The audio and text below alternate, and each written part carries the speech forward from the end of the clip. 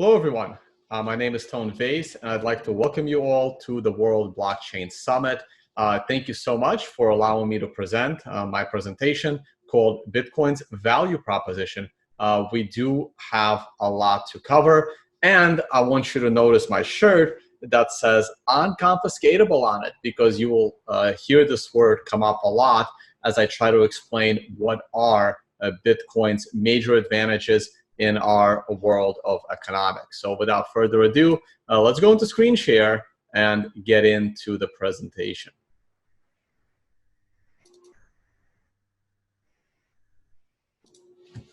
All right, so here we are. My name is Vays. I have a YouTube channel. You can find it as Vays. Also, you can find me on Telegram and Instagram and Twitter and the rest. And these are the conferences that I organize: Unconfiscatable, the Financial Summit, and Understanding Bitcoin. Okay, so let's talk about Bitcoin's value. And we're going to begin all the way in the very, very beginning as Bitcoin started. Satoshi released the white paper in late October, but on January 3rd, 2009, the first ever Bitcoin block was found. And you don't have to dig very, very deep to understand the innovation of Bitcoin and what Satoshi actually solved. Just looking at the abstract, it says, digital signatures provide part of the solution, but the main benefits are lost if a trusted third party is still required to prevent double spending. We propose a solution to the double spending problem using a peer-to-peer network. The network timestamps transactions by hashing them into an ongoing chain of hash-based proof of work, forming a record that cannot be changed without redoing the proof of work. And the most important part of the entire Bitcoin white paper is that the word blockchain was nowhere to be seen in the paper. It was all about proof of work, which was the innovation. And it's incredible how people have ignored what the actual innovation is and what a blockchain actually solves. You also see hash-based mentioned in the abstract itself, which is the work of Adam Back of Hashcash, which helped Satoshi build what we have today. So Bitcoin comes out, and for the first year, it doesn't really have any value whatsoever. In 2010, late 2010 to be specific, we start to finally see some use cases for Bitcoin. And for me, at least, it all started out of Australia with the servers of WikiLeaks.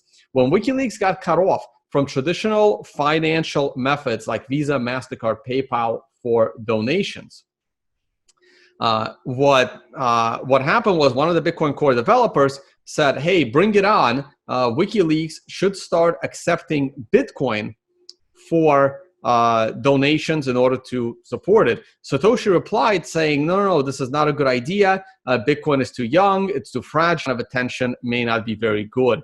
So WikiLeaks actually did not start taking Bitcoin that early.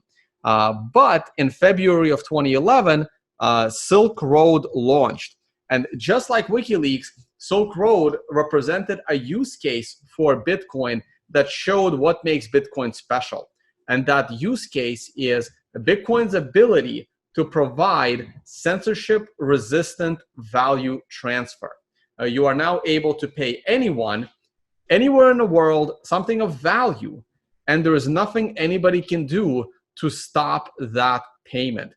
Silk Road starts to get pretty popular, and that, of course, helps raise the price of Bitcoin.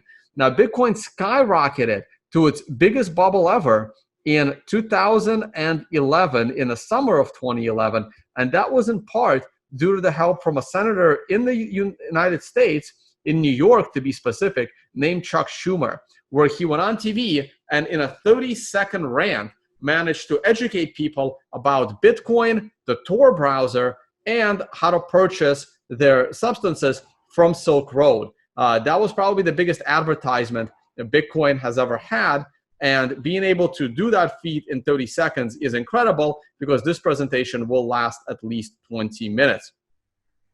Of course, following the big rise to $30, Bitcoin had the biggest crash it ever saw as it fell from 30 all the way down to 2. 2012 wasn't the most eventful year in Bitcoin's history, and that brings us right into 2013. Now, 2013 was incredibly eventful, and besides the halving that took place in very late 2012, that helped drive the price of Bitcoin higher, of course, we had very critical events in March and April of 2013. These were the events that got me very, very interested in Bitcoin, and they had to do with the banking system. During that time, the banks of Cyprus shut down. And after a month of debates, what ended up happening was the European government and the Cyprus government confiscated almost 50% of everyone's money in the Cyprus banking system who had over 100,000 euros. So that means if you had 200,000 euros in the bank, legally owned, of course, legally earned, the government still confiscated $47,500 or euros of your money. And this got me very, very concerned about the future of the global financial system. If developed countries, governments, can simply go into your bank account and take your money for themselves, I needed to find an alternative as to how to protect my hard-earned money. And this is where the word unconfiscatable came about. So this is the time that I realized how important Bitcoin was. And this incident got me into Bitcoin. And I recognized that Bitcoin's most important property is its unconfiscatability feature. Because for the first time in human history, you can own something of value that is unconfiscatable by someone with a bigger gun. And that is incredibly important. And most people have not realized the importance of this property. As another example as to why unconfiscatability is so crucial, the first time I ever did this presentation was in 2014 or 15, actually, sorry, 2015. And I was looking for some statistics, and I would love to get an update to this. Hopefully I'll find one, where in 2014, civil asset forfeiture confiscated more money from people in America than burglars. So you had a higher probability of being robbed by police officers than you did by criminals, because that's what civil asset forfeiture is. It's the confiscation of your property and your money by law enforcement. Now, we can debate whether this is good or bad, but the fact that no one had this property of having something of value that can't be seized prior to Bitcoin is basically still a fact. Now, of course, Bitcoin being unconfiscatable is easier said than done, because if you don't properly protect your Bitcoin, it can certainly be confiscated from you. And as Silk Road was mentioned earlier, the follow-up on the Silk Road situation was that Silk Road was shut down in 2013 as well, adding to the eventful year of 2014. When Silk Road was shut down, the government was able to confiscate 144,000 Bitcoin from the Silk Road operation, which they then sold for $48 million in 2014 and 15. But if they only had waited a few years, they could have sold it for billions of dollars. And that goes more into the resiliency of Bitcoin and how it continues to be so valuable over time. Then we hit another bubble as the price of Bitcoin rose all the way to $1,200. And right at the top, we had another major incident that showed how valuable protecting your own Bitcoin is. Because when Mt. Gox collapsed, people learned firsthand that if you do not protect your Bitcoin, someone else could lose it, or they could get hacked for that Bitcoin. Now, Mt. Gox, I think, and Mark Karpeles, who ran Mt. Gox, I think, look, the situation was bad, but I also think he's not the only one to blame. A lot of people, and I try to remind everyone, that Mark Karpeles did not create Mt. Gox. he didn't start the problem. Mark Karpeles bought the exchange from a man named Jeb McCaleb. And Mark Karpeles, a few months after purchasing the exchange, learned that 80,000 Bitcoin was missing from the exchange when he bought it. He reached out to Jeb McCaleb, confronting him about the 80,000 missing Bitcoin. And this is the email exchange of that confrontation. And Jeb McCaleb basically tells Mark hey, maybe you can just mine it, or maybe you can run a bot, like turn on the bot that Mt. Gox has, giving all these excuses as to why he basically scammed him on the sale of Mt. Gox. Then, a month after that, Mt. Gox gets hacked for allegedly 250,000 Bitcoin, and that hack is also allegedly was attributed to Jeb McCaleb's old laptop that still had admin privileges. So lots of questions here. I was hoping that we would get answers from the Mark Karpeles trial, but it doesn't look like we did. And Mark Karpeles, I believe, is still serving some time in prison.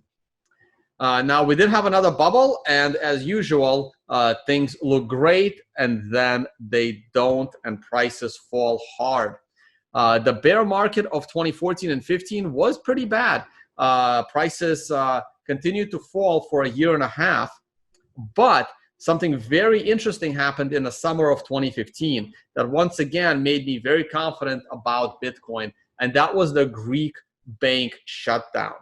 Both properties of Bitcoin, unconfiscatability and censorship-resistant value transfer, were on display when people's money was frozen in their bank accounts, as they were only allowed to withdraw 60 euros per day from the banking system.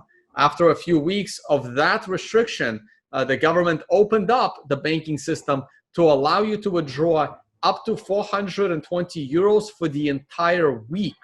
And what happened on that Monday morning? Well, everyone ran to the ATM machines to withdraw their maximum allowance for the entire week, because they were all afraid that the law would change again, the rules will change again, and they would not be able to withdraw. This is a picture from 2015, and it's not that different than the pictures we all seen long ago of other financial panics. This is New York City, 1907, one of the biggest financial panics America ever had, that led directly to the creation of the Federal Reserve to try and prevent such panics in the future. And that didn't quite work out as we went into 1929 and 1930, the 1930s with the Depression. These pictures in the middle are from Germany during the 1920s when they went through their hyperinflation. You can see that at that time, burning the money for heat became a better use case for that money than using it as money. Venezuela, by the way, is going through something similar. Though they're in a warm climate, so they don't need to burn that money for heat, but people are building like wallets out of the money itself. Because that's just a better, interesting use case to treat that money as paper for other means. Here are pictures from the US in the 1930s. Once again, people burning banknotes when the government confiscated people's gold. We'll be talking about more on that in a little bit. Here are pictures from Zimbabwe in 2007 when they went through their hyperinflation. Not much difference in these pictures other than color versus black and white. So let's talk about the gold confiscation of the 1930s by FDR, the president of the US at the time, under a very severe penalty of $10,000 or 10 years in prison. People had to submit their gold to the government. This was pretty easy to do for the government because most gold was already sitting at the banks, because people weren't actually using gold in their commerce. People were using paper money fully backed by gold and redeemable for gold. FDR severed that relationship, and because he wanted to devalue the gold. So they had to confiscate the gold in order to devalue the fiat money based on that gold.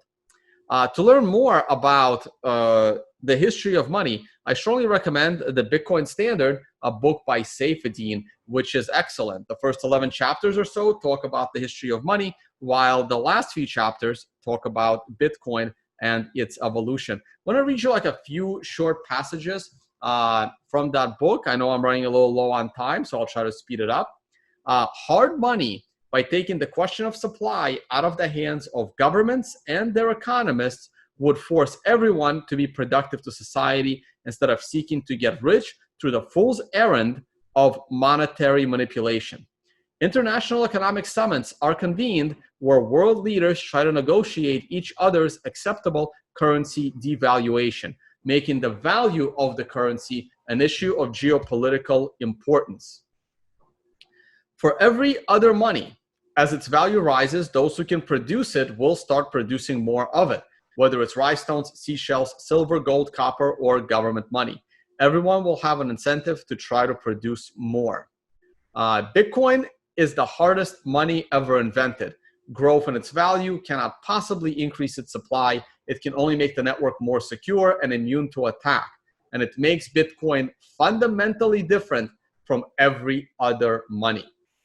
Saifedean also introduced the concept of stock to flow and how Bitcoin is about to have the highest stock to flow of any other currency, which means new Bitcoin coming into circulation compared to the current Bitcoin in circulation is incredibly, that ratio is just maximized. Gold has that right now, but Bitcoin will soon take over. Now, let's review the important properties of Bitcoin that allow it to compete right now with the world financial system, the dollars, the euros, even gold itself. It's three properties: unconfiscatability. You've seen examples like Cyprus and civil asset forfeiture. Uncensorable. This is your censorship-resistant value transfer, being able to send it anywhere without permission. Greece, WikiLeaks, Silk Road, and others. Uninflatable, and this is the hard money property of Bitcoin that is even harder than gold. Now, Satoshi realized all of these properties, and in 2010, a few months after Bitcoin was released, he was quoted as saying the following: "The nature of Bitcoin is such that once version 0.1 was released, the core design was set in stone for the rest of its lifetime. This immutability is not a feature of the Bitcoin software," as Saifedean explains, "which is trivial to change for anyone with coding skills, but rather is grounded in the economics of the currency and network and stems from the difficulty of getting every member of the network to adopt the same change to the software." This is why Bitcoin is special, and all these altcoins are simply insecure inflation on top of Bitcoin, and that is why the ultimate winner in the crypto game will be Bitcoin. I have no doubt in my mind. I wrote an article a long time ago, almost 5 years now, where I talked about the use cases of Bitcoin. And while a lot of these might be frowned upon, remember, all of these use cases are fully legal somewhere in the world. So when they're not, that means authorities are taking away your freedoms, and Bitcoin will try to give you some of those freedoms back. So where is Bitcoin still falling a little bit short, but is greatly improving? Well, scalability, we're still struggling with that a little bit, but considering how many years it's been since I wrote this presentation, scalability is doing much better. The Lightning Network is functioning. SegWit eventually got in. Initially, when this was written, this was even before SegWit. We have Schnorr signatures, which are going to add even more scalability. Fungibility and privacy, same thing. We have Schnorr, Tumblebit, Bulletproof. Some of these things are not in Bitcoin yet. CoinJoin, but it is getting much, much better and more private. So here is that scalability. We can see a lot more people use SegWit even today. Really need to update some of these pictures. They're a little bit old. As you can see, they still reference 2018 data. Right now, SegWit usage is closer to 60% instead of in the 40s like it is here. and the fees, while occasionally spike, are doing pretty good, and Schnorr signatures will eventually get in with the next upgrade. Now, where is Bitcoin still struggling? Well, Bitcoin is still struggling with price volatility and coin security. Now, price volatility will come down over time as more and more value ends up on Bitcoin, but it's not the most volatile asset all the time. You can see occasionally oil, gold, and the S&P 500 have been more volatile at some stretches than Bitcoin. Bitcoin's volatility has been dropping. Hopefully, I would love to see it one day. Bitcoin versus the US dollar volatility to be lower than the dollar versus the euro volatility. But here's the most important part. While Bitcoin on an average day is more volatile than the traditional fiat system, here is a list of all hyperinflations that have taken place in the 20th century. And this is from a book that was written in 2008. So the last one they had was Zimbabwe. And I had to use similar criteria to find all the hyperinflations in the 21st century besides Zimbabwe. And here we are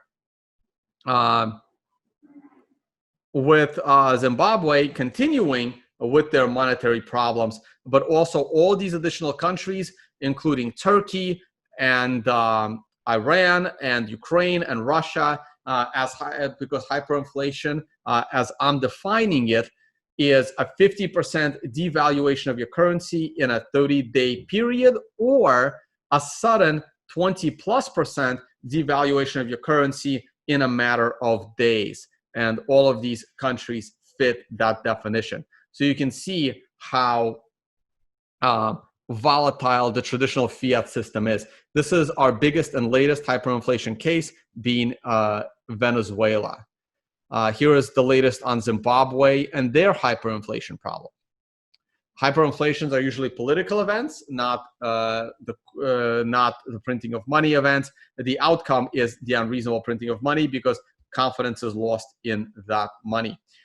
Developed world also has very large single point events which are critical. We had the British pound move almost 10% against the US dollar during the Greek exit vote. And when the Swiss peg broke, not that long ago, just several years ago, the Swiss franc moved 32% in one day against the euro and the dollar, which is also incredible for a developed nation. So the biggest problem, however, for Bitcoin is coin security, because while it's unconfiscatable, if you don't properly protect it, it can be hacked or confiscated from you if you do not follow the best practices of security. I got about 2 minutes. I know I'm a little bit over. I want to briefly talk about the future and why I think Bitcoin will go to the next level, and the economic and political events that will make Bitcoin significantly rise in popularity and, of course, price. The first one being the potential of the breakup of the European common currency. I'm not going to talk too much about it, but I don't believe that the European common currency will last forever. I'm surprised it lasted this long, and it may have another decade to go, but I don't believe that it can last forever. There's just too many forces pulling on each side. Each country has their own language, they have their own culture, they want their own monetary policy, they want more control, and eventually a country will either get kicked out, like in Italy or Greece, or somebody will get elected in those countries and they will voluntarily try to leave, but it won't be easy, as we're seeing with Brexit. The continued demonization of cash and the elimination of cash. Governments have been trying to eliminate cash for what feels like decades now. They have three main reasons. One, you can't have a bank run if there's no cash. All those pictures of people running to the ATMs are impossible if there is no cash to withdraw. The government can set any monetary policy that they like, including negative interest rates. And finally, every government that has ever existed thinks that all of their citizens are evading taxes, hence preventing them from creating a utopia for those citizens. And therefore, because we are all tax evaders, cash needs to be eliminated. Maybe a little more true in India, where it's estimated that up to 44% of India's GDP is lost due to the cash economy. Probably why India tried to cancel their highest denominated bills long ago. It's also pretty expensive for India to maintain a cash economy. That's why it's circled, that's why it's colored in red. India, however, because it's all the way on the right side of this graph, is not technologically ready for the elimination of cash, which is ironic because most of our tech support is in India, but yet they are not technologically savvy enough to eliminate the cash economy. Germany, Belgium, and France, however, are in a very good position to eliminate cash, and they would actually benefit. Again, the higher you are on the scale, the more technologically ready you are for cash elimination. The more to the right you are, the more you will benefit from doing so. France is putting in lots of restrictions on using cash, and you got to provide identities everywhere. Even United States is doing it. A law in Louisiana, one of the states, was passed that you're not allowed to sell secondhand goods for your product. So if you're going to sell that bicycle for $20, you're not supposed to take a cash payment. And Germany is trying to eliminate their collector's market, again, probably for tax reasons, where if you own a rare coin or a good painting or probably even a rare bottle or an expensive bottle of wine and it's worth over 100 euros, you are supposed to register it with the authorities so they know how much you own. Those are all bad signs, and they will drive people into Bitcoin. I'm going to close out with the demonization of Bitcoin maximalists, which I don't even like that term. I prefer the term shitcoin minimalist. Here's what Giacomo Zucco wrote a little while ago, a couple of years ago now, where he says, Bitcoin maximalism, also known as common sense, where Bitcoin could maybe succeed. It's in the middle of the spectrum. Here are your two other extremes. The no-coiner, which says that not even Bitcoin can succeed, and the multi-coiner, like a Vitalik Buterin, that says Bitcoin is infinitely replicatable and my clone of Bitcoin is best. This is how I rank all of these altcoins. I don't believe any of them will last. You have proof of work coins, which are directly competing with Bitcoin, but they are insecure inflation on top of Bitcoin. You have proof of stake and proof of other insanity, which is not even a blockchain. You have your airdrops and ICOs, which I believe are unlicensed, unregistered securities. And then you have your blockchains and your databases. Some of them have coins, some of them don't. Ripple has one. R3, for example, doesn't. And of course, none of them actually need those coins. It's just a way to print money. I don't have time to get into a lot of the other details. I have other presentations specifically talking about all of these altcoins and why they're not going to succeed. Thank you very much, guys. You can check out the rest of the presentation or at least the rest of these slides. I'm just going to go through them, and you can go ahead and read them after. Thank you all so much for letting me speak at the conference, even virtually. I can't wait to start traveling again. And perhaps next time I will be there in person. All right, that's it for me. I'm Tone Vays. Thank you so much. Follow me on YouTube and Twitter as Tone Vays. Thank you, guys. Let me turn on the camera and I'll say proper goodbyes. Thank you, everyone. And hopefully you will see me on my channel. And this presentation piqued your interest as to why Bitcoin is so special. Bye-bye, everyone.